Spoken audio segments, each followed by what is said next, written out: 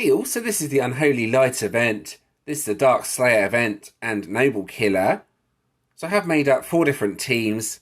This is a basic Dark Slayer team, then a Dark Commander team here, a Water Slayer team. I didn't use this during the team testing, since it probably won't be that effective. Then my best team here, the second Dark Slayer team, with all the damage on the Freedom Fighters. So let's move across to the first team, talk through this one. So this is just the left to right team. Moon-Blessed Monarchs gives the next Dark Slayer a 560% damage buff, then combined with Metaverse Masters with a 150% damage buff.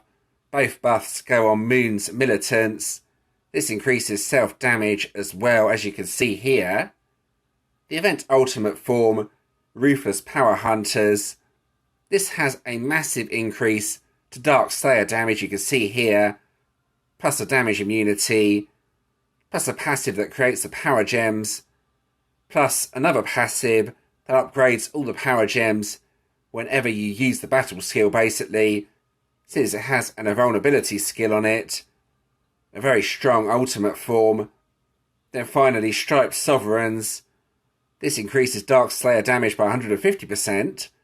So in other words, we have 4 cards that increase damage with 1 self-hitting card, making up a reasonable team. Then for the relics, I have a Commander relic to start, as this breaks a lot of shields. This breaks 6 of the shields in total.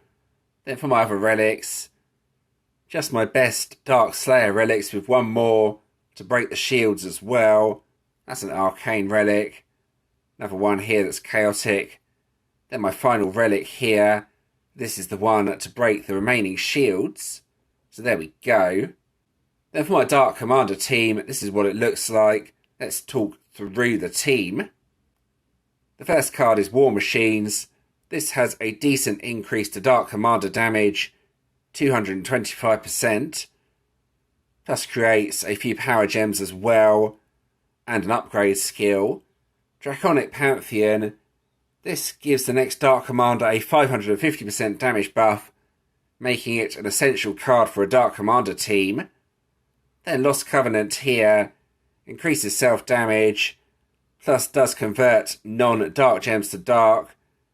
A very strong card, plus I have it 6 pink stars and 5 times Awakening. Lords of Zybalba. This is the Noble Killer card out of Commander cards that I will be using for the Commander team.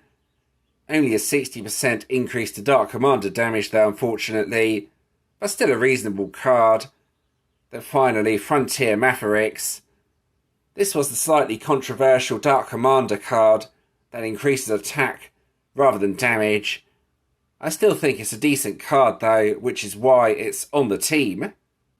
Then for the relics, I only need the 1 relic to break all of the shields, since it's a really strong noble relic, you can see here. Then for the other relics, here's one of them, another really strong relic. There we go, here's an immortal relic, an arcane relic, and finally the relic here, which is chaotic. So let's move across to the team after this one. I don't think there's too much point in talking about this.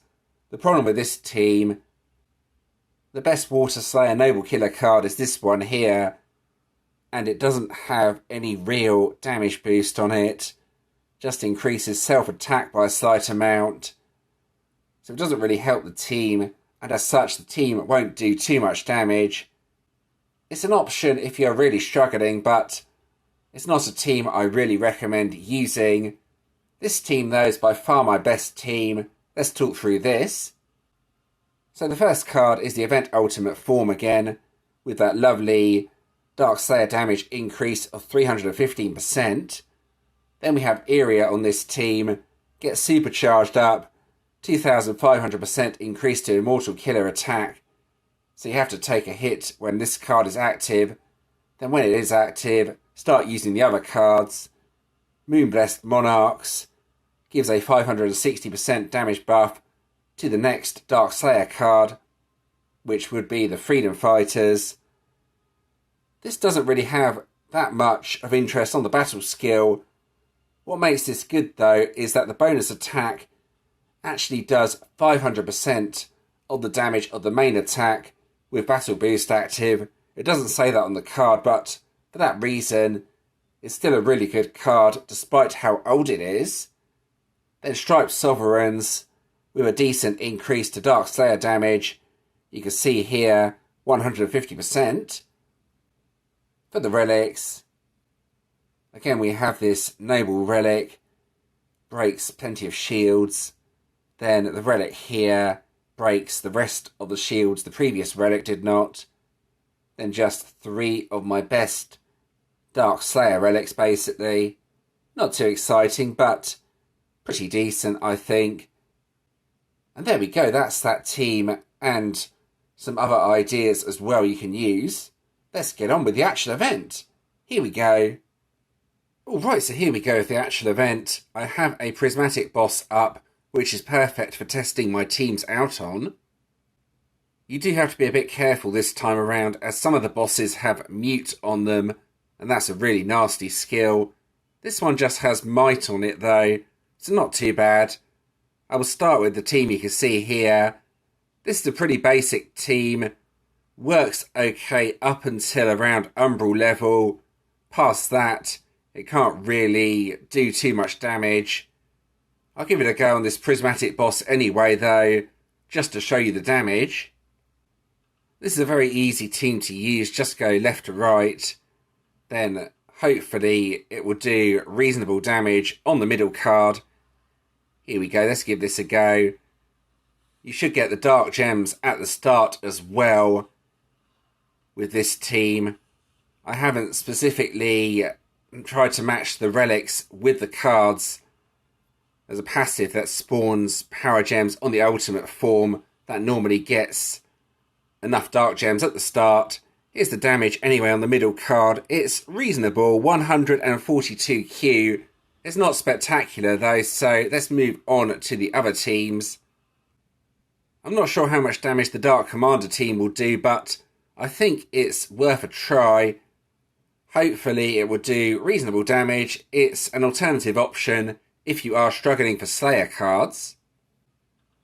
Alright, here we go. So again, I think just left to right is probably the way to activate this team.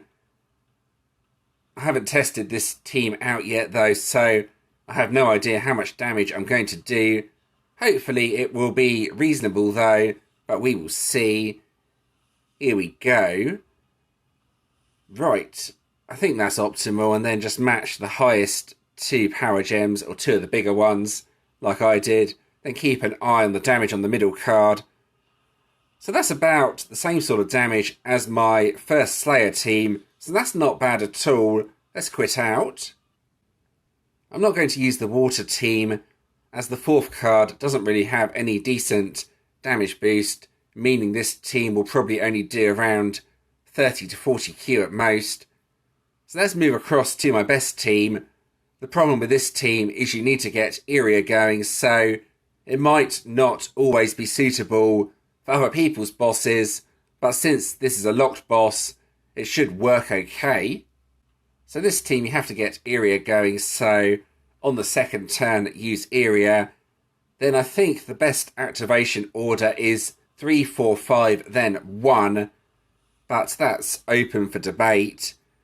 I'll try that anyway, and then the main damage will be from the Freedom Fighters nuke, so keep an eye on that. Let's give this a go anyway. It's done pretty decent damage in testing, as long as the nuke actually hits. That's the most important part of this team. Right, 3, 4, 5, then 1, and keep an eye on the damage. I'm hoping it's decent, but we will see. It all depends on how many power gems are loose from the main match. Looks like there will be 2, so yeah, it should be reasonable damage. That's the card to keep an eye on.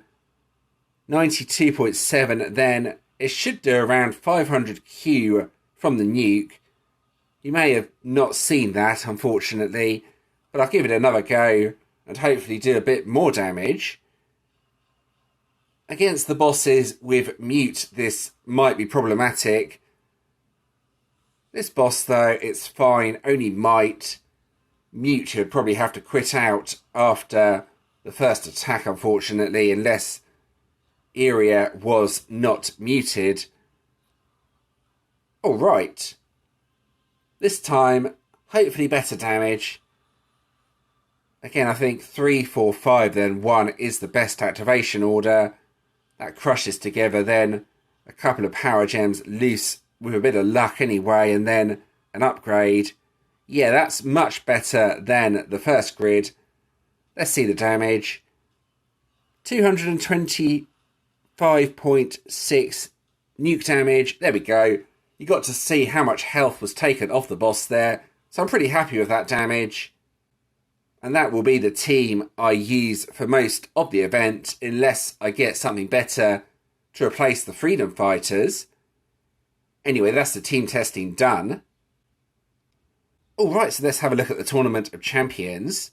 So this is all about guild trophies. You earn trophies for the leaderboard by killing guild bosses and frenzy bosses.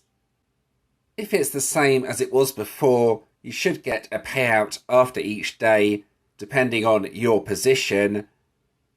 This is the rewards for second, then the rewards for first on the first day.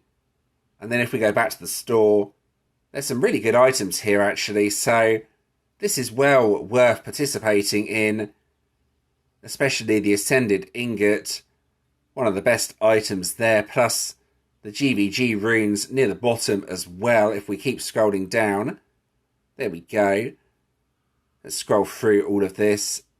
There's some Horizon Warden Stone Shards as well at the bottom. So lots of decent stuff worth going for here. Try and focus on getting as many guild trophies as possible.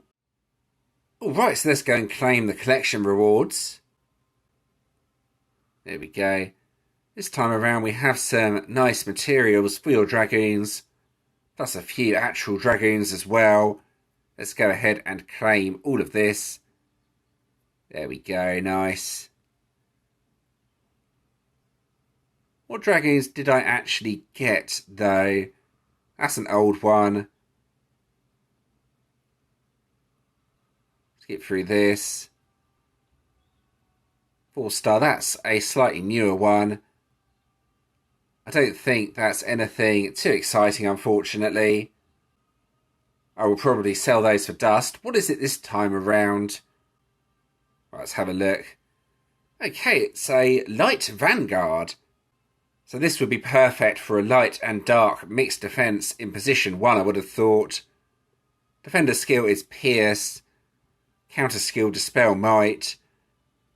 There we go, that's what the vanguard looks like. As with all the vanguards, and as I already mentioned, best used in position 1. It does also have an increase to light hero damage as the battle skill, so that's worth noting as well. There we go. Now to claim the random 6-star hero. Right, let's scroll down to here, claim the support hero. Then I will quickly evolve the support hero. Right, that's that done. Let's claim the hero and see what I get. This is always interesting. 6-star bonus hero. Oh, that's a Gen 2 card.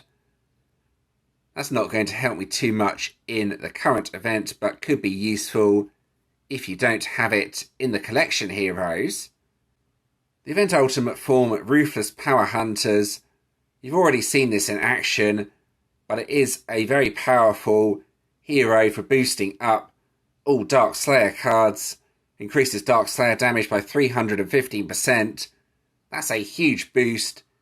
It doesn't create any power gems directly when you use the battle skill, but it does have a passive, plus an upgrade passive as well, making it a very powerful ultimate form, and one that's probably well worth getting. If you can only get the one hero though, Lady of the Demon's Sword would be the one to get. This has the increase to Dark Slayer damage, plus the passive that creates the power gems, so pretty much all of the good features, apart from the upgrade skill. And there we go, I think we're about done with this video. I hope you found that interesting and helpful. As always, if you do have any questions or suggestions regarding this, please let me know in the comments and I'll do my best to help. If you did enjoy this video, please do give it a like and subscribe to the channel. Subscribing is always very much appreciated. I've included a previous video on the screen, plus a playlist, plus you can also subscribe from here if you want to do so. And thanks for watching.